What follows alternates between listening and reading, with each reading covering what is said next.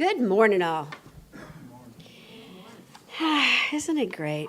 We all have that mother, father, God operating our life, right? That mother that's good looking and that father that's so rich. Gotta love it. I asked Charlie and Dustin to read from this book, Richer Living, and it's actually a daily read. So if you're looking for something to add to your spiritual practice, the book cover does not look like this anymore, you guys. I think this book is like, I don't know, 15 years old or something like that. I've been using it since I first started in this teaching over 20 years ago. And every day the reading is still like so fresh and something new comes. So, and I actually think Holmes wrote the first half and Barker wrote the second half, because you can tell a difference between the two of them. But it's a good read. So this month we're taking a look at where we are on our path. We're taking a look at where we are in terms of God's plenty unfolding in front of us. A look at the idea that this life is it's a journey. Right? It's not all about the destination. It's about the journey from a place of being on purpose, full of joy and happiness, seeing each day as this new dawn of just a wonderful opportunity to continue to not only be love in action, but to receive love in action. And to remind ourselves on a regular basis that we are the conscious co-creators of our world. We're all one with the one. And as Sue so beautifully read this morning, one with the one that clearly, easily, and effortlessly is available to direct us and guide us. So in your program, you will see a quick little survey a self-assessment that we did last week. And the idea is to not to do this once, but just sort of like check in. And it's about taking an idea from 1 to 5 of how we're doing. The pathway of life. Is it one of struggle? From a 1 to a 5, is it struggle, or is that consistent experience of plenty, of good, of, man, I am so glad to be here right now. It's about looking at our journey and saying, up until now, or even this day or like yesterday, is it satisfying or unsatisfying? And am I moving forward filled with love and joy? So much so I need to share it. It's about knowing that we're on a course. Are you on a course to somewhere or a course to nowhere? Right? And I say it's about checking in regularly because at any given moment, depending on what you're focusing on, life can be any of those places, right? But the idea this month is to set an intention of moving up just one more notch, because none of us are all 1s and none of us are all 5s. In fact, I bet most of us don't even have a 1 and a 5 on the list. And it's not because it's just summertime. It's because we are all here. And so we have put our spiritual mojo front and center in our life. We have all suited up and shown up. We've all tuned in to that idea that there is more. There is more to who we are, what we are here to do, and how we express it. There's just more. And we're ready to grab it. And it's about grabbing it consciously. So we talked about last week that idea of our chief spiritual officer, that we're always in divine partnership with the source, the one, God, whatever you call it. And here's the thing that occurred to me this week, is that we have always had a chief operating officer, whether we know it or whether we don't, whether we're in this teaching or whether we aren't. There is always, because we are all one, that one that is seeking to express itself, to experience its creation, and to express its love in, through, and as us.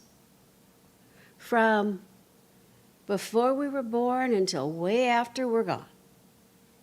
Think about that. So it's about making sure that we, from a place of owning our life and owning our experience, or owning that partnership, are truly co-creating. So we look at what's ours to do. We need to decide what we want. We need to stay in alignment of not only what we want, but who we are. We need to be grateful always. We need to be grateful in advance because it is doing its thing to manifest. And then we get to act on the guidance that we get along the way. Everything else is not for us to do. Everything else. With the small, little, teeny, tiny exception of letting go and letting God, letting Spirit, letting it have the time and space to do what is its to do. And when we do that, the everything else is all about creating that path. It is about bringing us the opportunities and the resources and the people that support the good that we have detailed, we have outlined what is ours. Everything else, which is really, really important, is to provide us with the divine guidance to do what we're to do next, to open up a greater flow of that good. And I don't know about you, but for me, number one, deciding what I want, that's sort of like the hard thing. I know what I don't want. I know what I've had that I don't want ever again, right? I know what I should want. I know what the marketing world wants for me. But what about what I want? Because in that question, there's no right or wrong answer. And the answer is always moving. It's always evolving because we are always evolving. So it's not a one and done. It's like, okay, as most of you know, I've been going through a life transition. I've moved out of corporate America. And now it's like, what's next? What do I want? I can tell you firsthand, it's not one and done. Because what I want now is not what I wanted 3 months ago. Or even 6 months ago. But the path has some consistency to it. The path does. So, a couple of questions that I've been taking into consideration on a regular basis I want to share with you. The first one is, what makes me forget about time? What activities do I do that makes me just, oh, it's so sweet. I lose track of time and space. People, Jeff could be out there talking to me. I have no idea he's talking to me. It's like, yeah, it's like right here. And then what energizes me?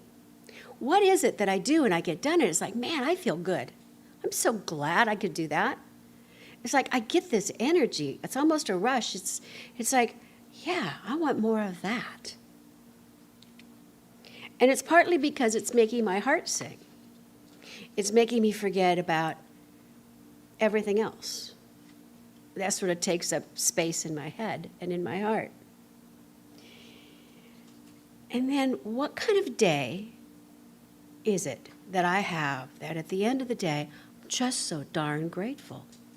Like this, if I had a perfect day, what would that perfect day look like? More importantly, what would it feel like?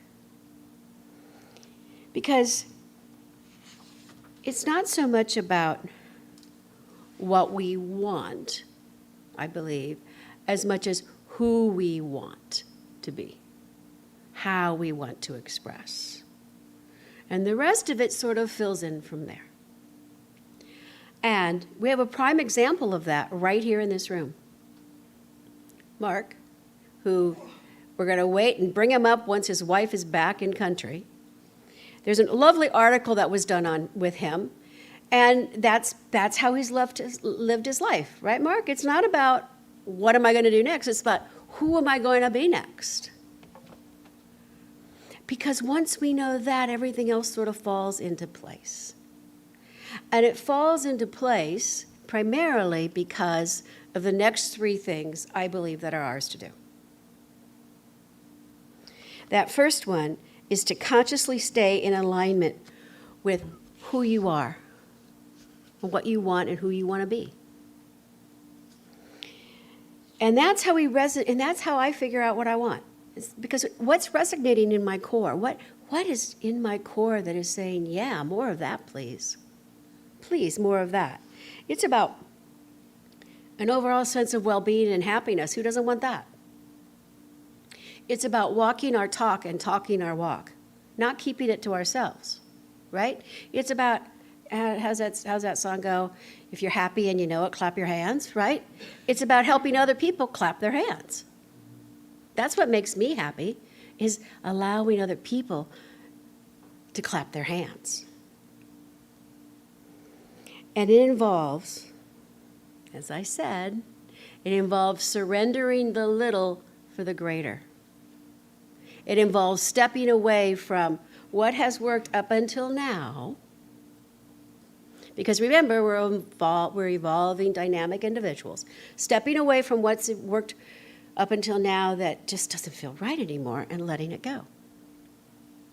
Dennis Merritt Jones, one of my favorite authors, wrote, if you want more of whatever it is you desire, you have to first prove to the universe that you are capable of having it by developing a consciousness that affirms there's no shortage of it. Right now, there may seem like there's a lot of lack and crazy in the world, right? And that may be. But in the universe, with the big U, right? In the overall universe, there's love and joy and abundance. And it is just saying, bring me in. Bring me in, coach. And that's what's ours to do.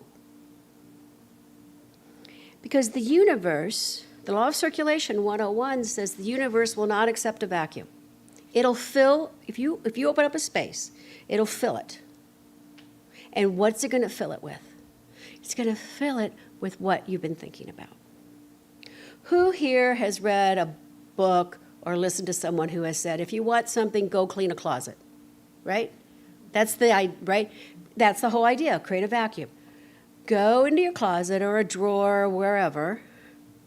I clean out my refrigerator like way too much these days. But it's about cleaning out something, getting rid of stuff. And when you get rid of it, you're creating this, it's the same concept. You're creating a vacuum for something else to fill it. And that idea of creating a vacuum, when we're in our space of fear, right, that just seems crazy. What do you mean you want me to get rid of stuff? I don't have all the stuff I want. Now you want me to get rid of stuff? What do you mean you want me to no longer associate with people who aren't fulfilling me? I'm looking for people. But we got to create this space to put the universe on notice. This is sort of like the deal. Right? Spirit, this is mine to do. I'm creating this space. You get to fill the space. And that space is not only time, but it's also mental space. It's heart space. It's physical space. It's about getting to that place where you're willing to just be still and know. It's about trusting. Not trusting something out there, trusting in here. Not seeking the counsel of others, but seeking one's own counsel. And to remember that there is no lack. There's a lot of fear of it, but in reality, there is no lack. We can find just as many wonderful, loving, joyful things going on as we can the opposite. We can. It's not in our face. We have to go seek it, but that's okay. I got time to seek, don't you? which comes to that place of gratitude, being grateful right here and right now for all that we have and all that we're going to have. Because gratitude helps that space open up. Helps it open up. Deborah Norville, TV anchor, current author, says, what I've learned is there's scientific proof. There's a scientist who has proven beyond a doubt the phenomena that is attached to gratitude. That if you consciously take note of what is good in your life, quantifiable benefits happen. Quantifiable. I did some research and I couldn't figure out who she was talking about. Sorry, as I am to say. But we've proven it in our own life, right? When we're happy and we're grateful and we're clapping our hands, stomping our feet, doing all that happy dance stuff, things just go so much easier. We're in that flow. Eric Butterworth, who wrote Spiritual Economics, said, all the substance of the universe, all the wealth that has ever manifested itself or ever will manifest itself in this world is present right now. This is why Jesus said, I came that they may have life and they may have it abundantly. Jesus, the master teacher of how to live in that divine co-creative state.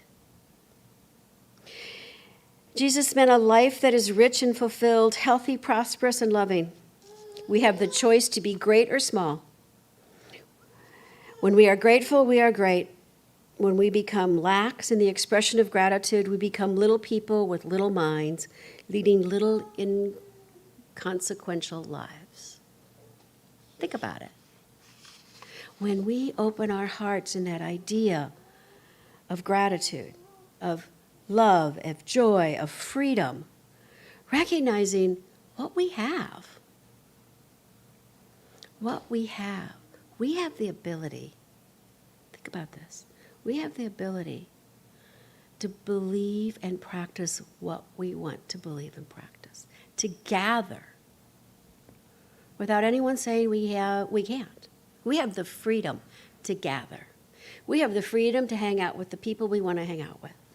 We have the freedom to believe and to express our beliefs based on ourselves and not based on what any entity, any government, anything else is saying. That right there, let's talk about gratitude right there. So for me, it's about letting go of my limitations, of my idea of lack, of my idea that I am less than. Those limiting beliefs that come up. When I start being grateful for what's about to happen, it's like, yeah, no, that's not happening. But no, it is. If I can be grateful, if I can create that space of gratitude for it to be, it will be. And that's why this is our assignment this week if you choose to join me. It's all about gratitude. It's about every day, at some point in the day, 10 things to be grateful for. 10 things that you're grateful for. And they don't even have to be things. They can be feelings. In fact, it's best if they're feelings, right? I'm so grateful for the joy in my life, for the abundance. I'm so grateful for the opportunity to be wealthy, to share of my good. And then not only write them down, but this week, let's say them out loud. Let's add that vibration to it. That vibration that really brings us into it. I've been testing it out, and here's what I know. How you write that list and speak it today is going to be nothing compared to Friday. Because by Friday, we're starting to believe it. We're starting to believe it at a deeper level, and it gets even more mojo to it. And that's what magnifies us. That's what allows us to attract to us what's on the list. And then we cannot forget that idea of guidance along the way. Our founder, Ernest Holmes, wrote, "We should believe that God is the invisible partner in our lives and affirm that divine love goes before us and prepares the way. We should permit ourselves to be guided from there with that something within us, deep at the center of our being, which knows what we ought to do and how we ought to do it. Emerson advised us to listen lowly, to lowly listen. What does that mean? Humbly, gratefully, without any assumptions. To listen from that place attentively from the heart and not the ego. To lowly listen. Not just once or twice, but as often as one can. It is that attentive listening to the inner voice, that inner knower that we all have contact with. We have and we will always. It's about listening from that place. And then doing what's next, even if it doesn't really make much sense. Because if it's not making sense and it's what we're being told to do, it's probably because we're letting that little ego, that little, but I don't want to let go of control, right? I want to control it. I want to fix it. So if we're always in divine partnership with the one, right? If what's ours to do is not control it or fix it, every time we control and fix, we're limiting the flow of our good. It's like we're building this little dam up, right?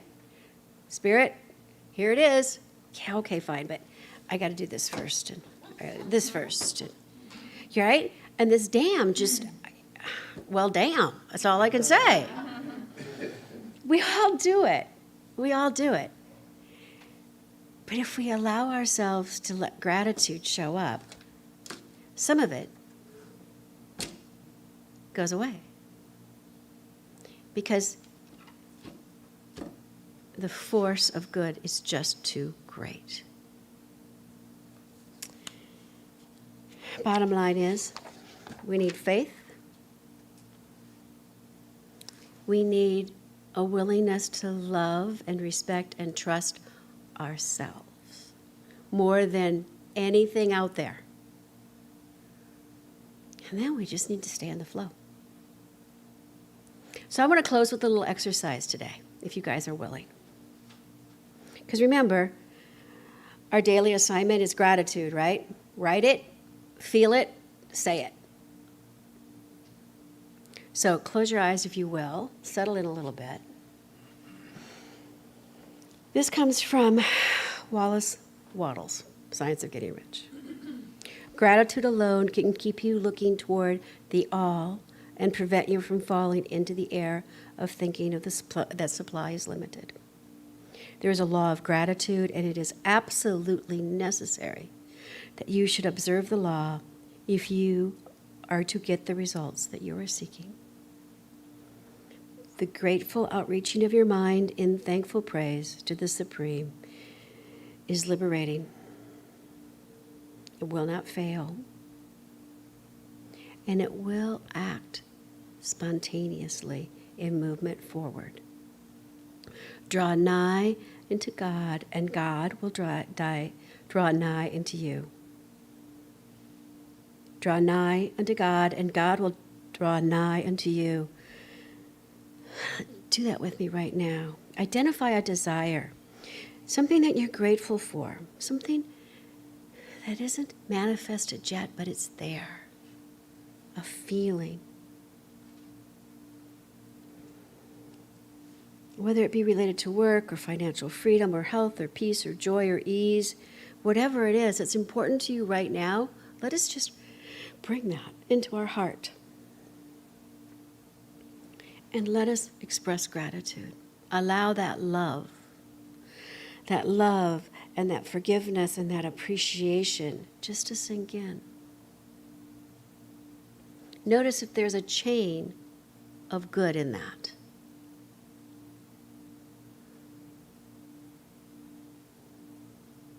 Be grateful in this moment for this life that you love, this life that is in divine harmony with nature, this life that is on purpose, it is on point, it is on design. It is not in any way by default. Give thanks to yourself right now for what you have created, what you are creating, and what you will be creating going forward. How beautiful, how wonderful, how holy, holy, holy is this, right here and right now.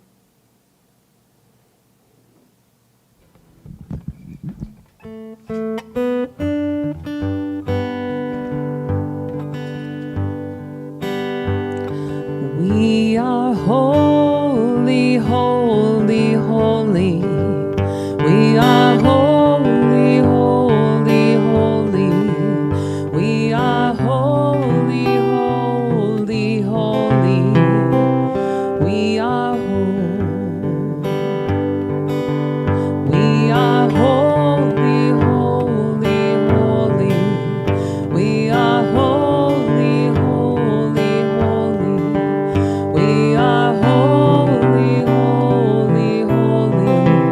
We are holy.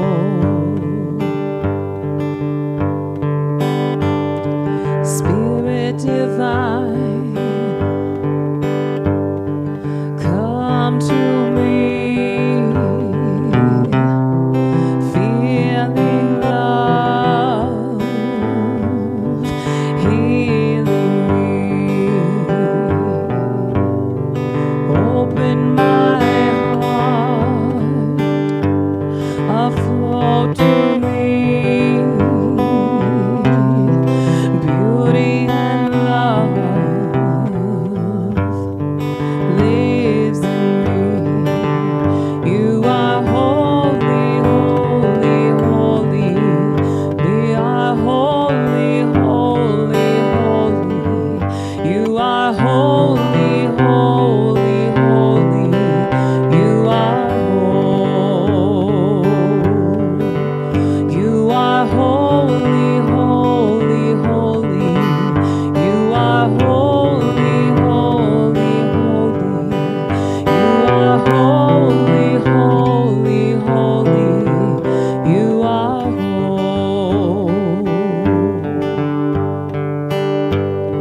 Spirit divine, come to me, feeling love, healing me. Open my heart, allow me to see beauty and love lives in me. You are holy, holy, holy. You are holy, holy, holy. You are holy, holy, holy. You are holy. You are holy, holy, holy. You are holy, holy, holy. You are holy, holy, holy. You are holy.